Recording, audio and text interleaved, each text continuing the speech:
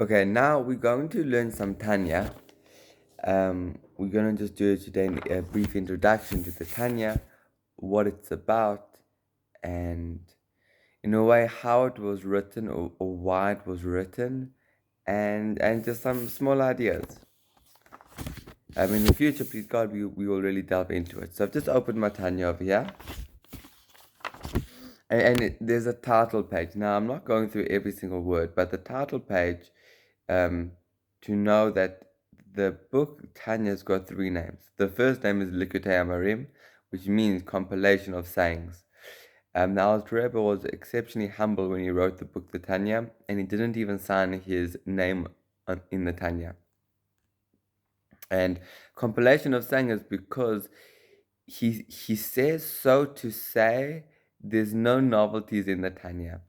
And in a way, that's the whole of Hasidus. Hasidus is not coming to bring novelties. Hasidus is not coming to bring new Torah ideas, so to say. Hasidus is coming to bring out a deeper understanding of current ideas. And that's very important. Hasidus doesn't add to the Torah, so to say. It really just brings out the essence what already exists in the Torah. It might just be a bit concealed or very concealed at times. And Hasidus comes and really reveals it. So that's one of the ideas of Likutei Amarim, which means compilation of sayings.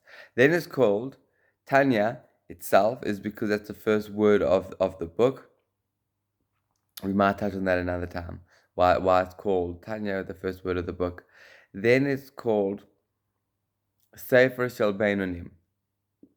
Now, Sefer Shel Beinonim literally means book of the intermediaries, and we will go much more in depth in this, please God, in future recordings. But basically, the idea is this book is basically speaking to every single Jew in our generation, and basically since the Alter Rebbe wrote the book. And the truth is, every single Jew basically that ever existed, every single Jew has the potential to be a Beinoni.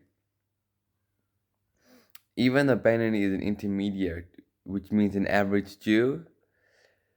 Really, we know that only very few Jews have ever reached this level. The idea of being an average Jew, or really the better word, the intermediary, is that a person is in absolute control, but they're fighting with the evil inclination. That's really the idea. So we'll go into this much more in depth. I just for now want to do a brief overview, but just to explain is that you have a tzaddik, you have a righteous person who doesn't really fight with his evil inclination in this arena. He's in control of his faculties, his thought, speech, and action, but he's not really fighting to be in control. Your Bainani is fighting to be in control of thought, speech, and action. And then you have something called a Rasha, which is a person lower than the Bainani. I'm specifically not translating it to English because it's a really bad translation. But a Rasha is really a person who is, he has yet to reach their potential. And the Rasha is failing, whether it's once a day, whether it's multiple times a day, or even once a month, but they're failing to be in control of their thought, speech, and action. So the reason why it's called the Book of the Beinonim, Sefer Shel Beinonim, is because this book is guided towards the average Jew who's really starts at the level of the Rasha, so to say, who's has not yet reached their potential, and guides the Jew to reach their potential by being in control of their thought, speech, and action at all times. That's why it's called Sefer Shel Beinonim. At the very beginning, this book of the Tanya is written here, is based on one pasuk in the Torah. So it really is like, that's ridiculous. I mean, you have how many pasukim, how many verses you have in the Torah, and this gigantic fundamental work is based on one pasuk. But that's the truth, it is based on one pasuk. And the pasuk goes, I'll do it in Hebrew, Ki karev alecha davar ma'od b'ficha u'levavecha la'asoso. And in English, I'll just give the background. The background is, it speaks about serving Hashem. And really, it speaks about living life like a Jew. And then it says, then the verse says, Kikarev alecha davar ma'od, which means this matter. What's this matter? The matter of living life like a Jew This matter is karav alecha, is very close. Hadavar ma'od, so this matter is very close to you. Befichu levavach la'asoso, in your mouth, in your heart, and in action to do it. So it's literally saying that this matter of living life like a Jew is very close to you in all of your faculties to do. That's literally the verse in the Torah. And that's why the book is based on this verse in the Torah, because the verse in the Torah is saying is that yes, there might be difficulties and struggles, and it might seem to be difficult living life like a Jew, but here the Alter Rebbe comes to bring this passage that says no, it's very close to you. Doesn't mean it's easy, but it means it's accessible, and very accessible to live life like a Jew. So it's a fascinating verse, very, very fascinating verse that the whole Tanya is based on. And then he goes, he actually explains, he then says, and this book is here to explain very well how this matter is very close to you, in a long and a short way. There's two different ways. We'll come to that, please God, in much future classes. Okay, fine. So that's the title page. Then there's some approbations I'm not going into. Then we have an introduction. Now, I just want to discuss, let's see how much time we have. One more idea from the introduction at least. Basically, I actually want to discuss two things. Firstly, I want to discuss when was the Tanya written. It was written in the year 1780. It wasn't written, it was published. And when did the Industrial Revolution start? Around the year 1780. And this is not a coincidence. It's written in the Zohar that around the year 1780, there will be an opening of the wisdom from heaven. And that manifests in two ways. It manifests in the publishing of the Tanya, and it manifests in the secular knowledge being, the secular knowledge of the world having increased. And that manifests in the Industrial Revolution, quite literally. So we see a parallel between the spiritual world and the physical world, which is an absolute fundamental idea. There always is a parallel between both. But it's just amazing how, with the Industrial Revolution, which really has reframed the modern era, the Tanya was on par with that. So the Tanya is really a book, and it's a fundamental work and the basis of Chassidus. That's what we believe.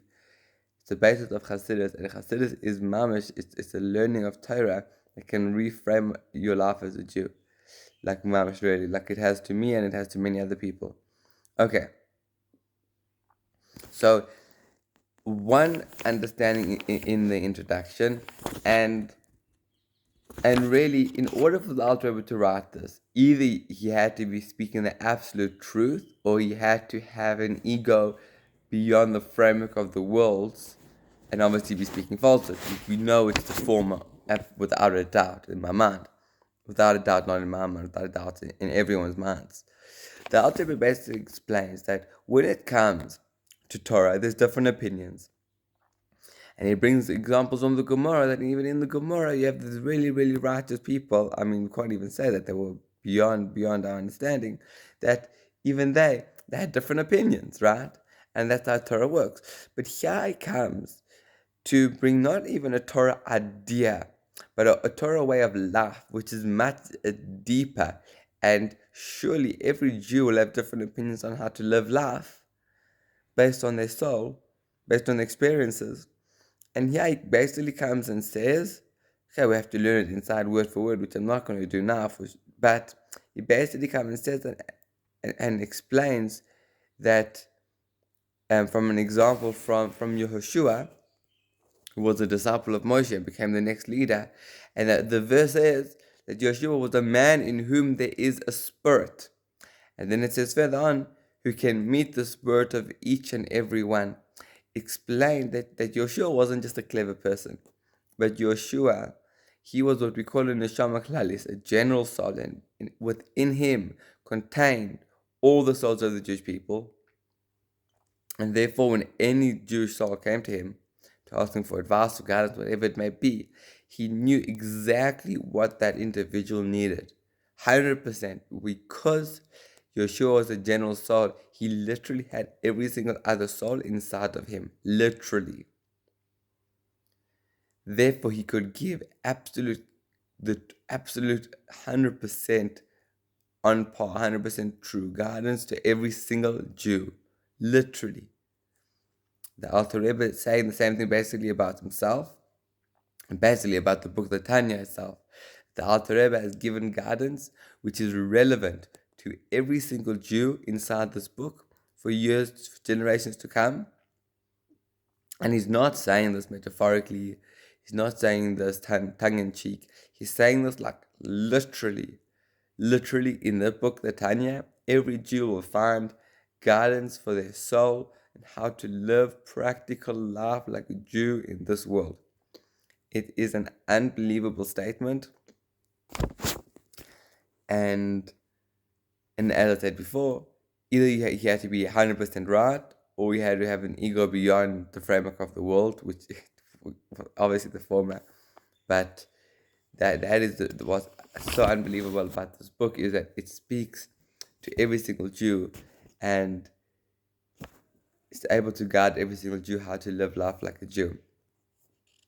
Practically ground level. So that's really just the ideas I wanted to discuss.